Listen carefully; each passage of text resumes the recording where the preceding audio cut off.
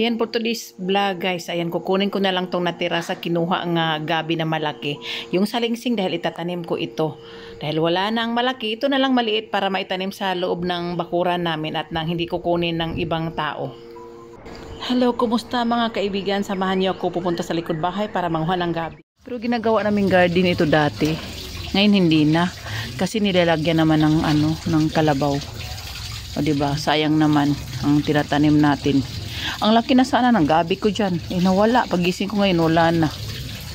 Kaya yung salingsing niya or yung mga niya, kukunin ko yan. Tanim ko yan sa loob ng bahay.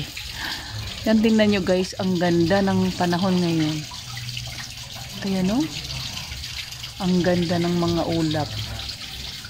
O diba, nakikita nyo bang nakikita ko? Ayan, habang naglalaba ako ngayon, nagbibideo muna ako. Ayan, diba? So, ang ganda. Yan guys, ayan, oh. Oh. Ayan.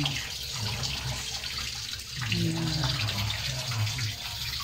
Ayan, ang aming malunggay. At yung buko, hindi na yan sa amin.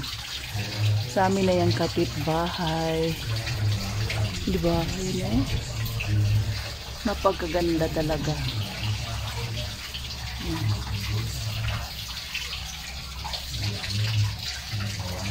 See? Oh?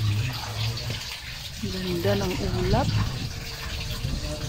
Oh, yan. Ang ganda ng ulap talaga ngayon. Ang liwanag. Yan. Kukuha lang ako ng video dito sa likuran ng aming bahay. Yan. Napakaganda talaga. Ano? Mayroon akong long video mamaya. Ayan. Manood kayo. Ayan.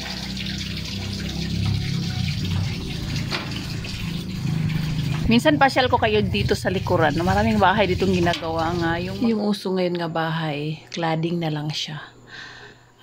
Half na lang ang concrete, tapos cladding na lang ginagawa para pag mayroon. Yung mga salingsing dyan, kukunin ko yan, itatanim ko na lang yan dito sa loob ng aming bakuran. Dito sa labas, dating garden ko kasi ito.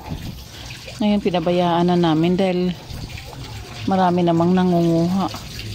Ayan, itatanim ko yan mamaya. Kukunin ko sana kaya hindi ako makadaan, mamaya na lang. At siya nga pala, pakita ko sa inyo ang view dito sa may back ng aming bahay. Ayan, di ba? Napakagandang napakagandang view. Yan.